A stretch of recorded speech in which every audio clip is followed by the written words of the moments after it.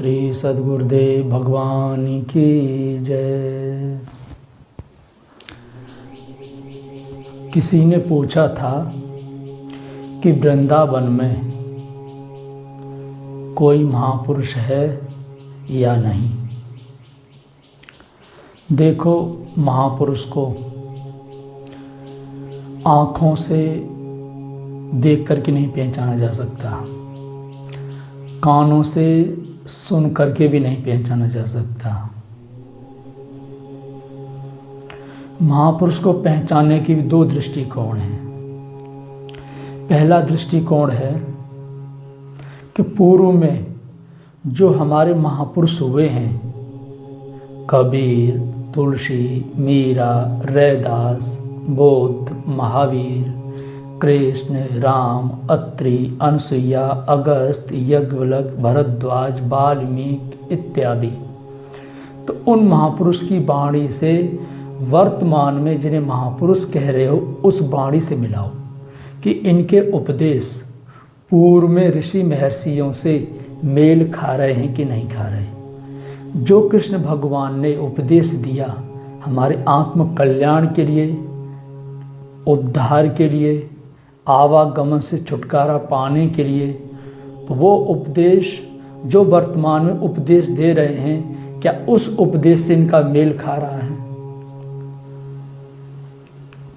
तो पहला तो ये कि सृष्टि के आरंभ से लेकर के अब तक जितने भी महापुरुष हुए हैं और आगे भी होंगे, उन सबकी वाणी एक मिलेगी। जैसे कि सृष्टि के आरंभ में मनु महाराज हुए, सनकादि ऋषि हुए, सप्त ऋषि हुए, सभी ने एक ईश्वर की पूजा बताई, एक परमात्मा की पूजा, 2-2.5 अक्षर के नाम पर बल दिया। इतने से ही इस आत्मा का उद्धार होगा, इतना ही करना है। अगर इतना उपदेश उनकी वाणी में मिलता है और इसके साथ साथ आचरण, रहनी स्वाभाविक उनके अंदर पाई जाएगी। वो ऐसा नहीं कि 10-20 देवताओं की पूजा बताएंगे, आज के दिन इसकी पूजा, उसके दिन उसकी पूजा, कल के दिन उसकी पूजा, परसों के दिन उसकी पूजा, इस रोग के लिए इसकी पूजा करो, इस समस्या के समाधान के लिए इसकी पूजा करो। जो वास्तव महापुरुष हैं, सद्गुरु हैं, जो तत्व स्वरूप में स्थित हैं, वो एक पूजा बताते हैं, उसी से संपूर्ण समस्याओं का समाधान सबको मिला है। पांडवों को मिला, द्रौपदी को मिला, कुंती को मिला, अनसुईया को मिला, सीता को मिला, और जो वृंदावन में सूरदास जी को मिला, माता मीराबाई को मिला, चैतन्य महाप्रभु को मिला, राधा को मिला, गोपिकाओं को मिला। एक की पूजा करके और एक ही नाम जप करके, ये महापुरुष की पहचान है। दूसरी, हमारे विचार उनसे पूर्ण रूप से संतुष्ट हों, मन तक नहीं, आत्मा भी पूर्ण संतुष्ट हो जाए। जब तक महापुरुष नहीं मिलेंगे और महापुरुष समझ करके उनके पास जा रहे हैं, तो आपकी आत्मा संतुष्ट पूर्ण रूप से नहीं होगी। थोड़े थोड़े समय में आपके अंदर आभास होगा कि अभी हम पूर्ण रूप से सद्गुरु के पास अभी नहीं पहुँचे। पल भर के लिए, क्षण भर के लिए शांति मिलेगी, संतुष्टि मिलेगी, लेकिन पूर्ण रूप से नहीं।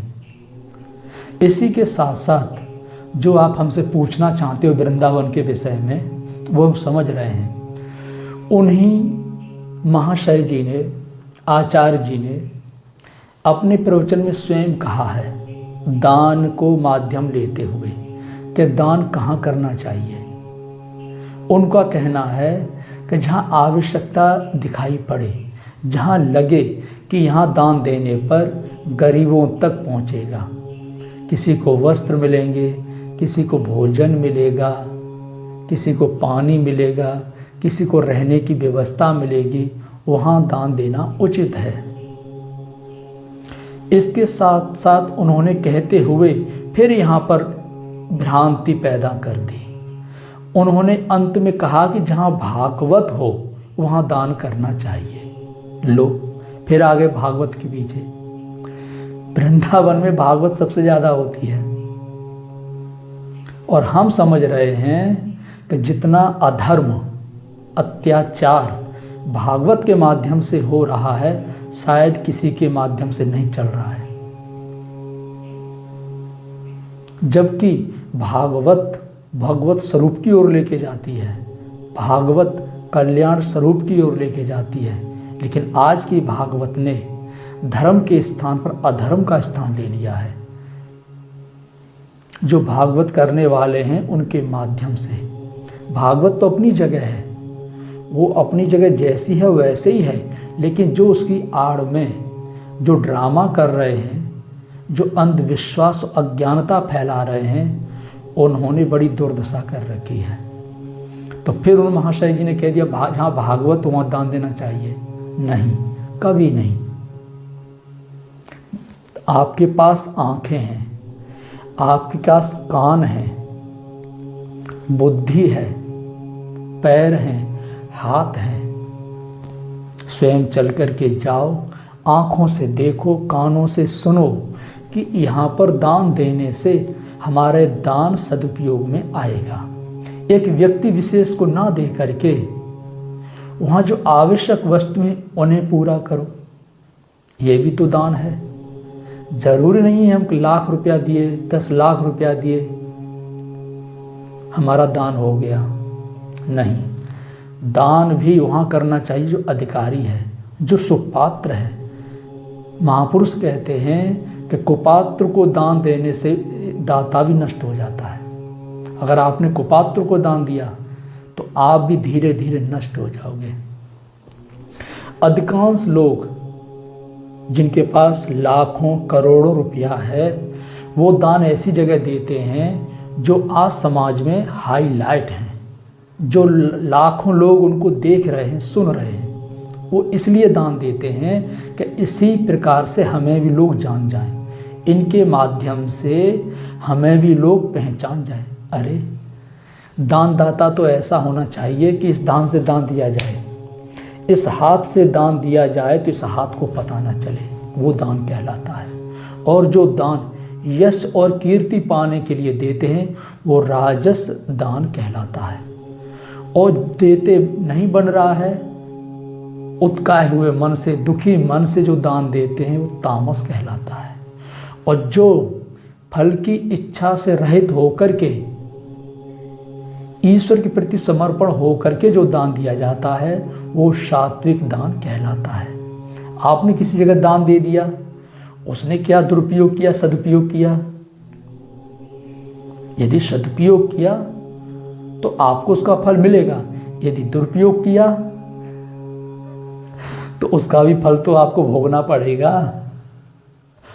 अब आपने दान दे दिया हाईलाइट वालों के पास, अब अंदर जाकर घुस के देखो ये कर क्या रहे हैं।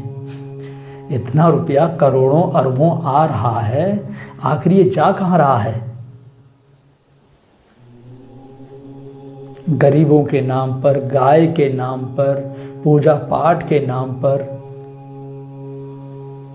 जो ले रहे हैं, जो दे रहे हैं। देखो, दान देने वाला कभी दुखी नहीं होता है, लेकिन जिसको दिए हैं अगर उससे कोई दुखी होता है तो आपको भी दुख होगा, कष्ट मिलेगा। तो दान जहाँ भागवत होती है उसी जगह पर नहीं, उस जगह पर जहाँ इसकी आवश्यकता है, जहाँ उसकी ज़रूरत है और उसके द्वारा लोगों तक पहुँच रहा है। इसलिए आप आँखों से देख सकते हो, कानों से सुन सकते हो, उस जगह पर दान देना चाहिए। तो हमने कहा कि बताओ, इन्हें महापुरुष समझ रहे हैं और ये महापुरुष होते हुए अंत में सिमट के आगे भागवतियों के पीछे, तो मुझे तो नहीं समझ में आ रहा है। फिर उन्होंने अपने उसी सत्संग में एक और बात कही कि देखो, तुम्हारे अंदर भगवान है, सबके अंदर भगवान है। 2 मिनट 5 मिनट शांति पूर्वक बैठ करके अपने अंदर से प्रार्थना करो। 5 मिनट बैठ करके अपनी अंतरात्मा से चिंतन करो कि मैं ये दान देने जा रहा हूँ तो ये सही है कि गलत।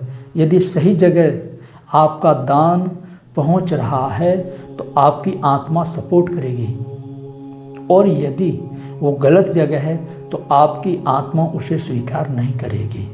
इसी प्रकार से महापुरुष को भी आप पहचान सकते हैं अपनी अंतर आत्मा से, अंतर्मन के चिंतन से।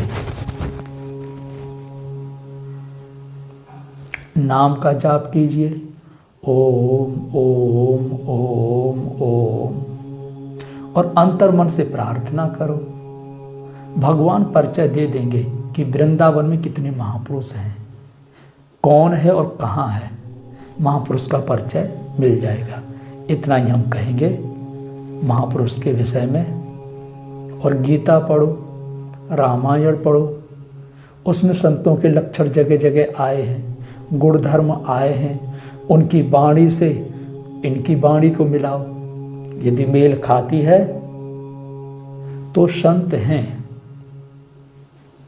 लेकिन वाक्य वाणी भर से नहीं, उनके अंदर एक आकर्षण शक्ति होती है, एक आत्मिक तेज होता है जो सीधे हमारी आत्मा को स्पर्श करता है, जिससे हमारी आत्मा पूर्ण रूप से संतुष्ट होती है और आत्म स्वरूप के लिए मार्गदर्शन मिलता है। और जो एक परमात्मा को बता रहे हैं, दो ढाई अक्षर के नाम जपने पर बल दे रहे हैं,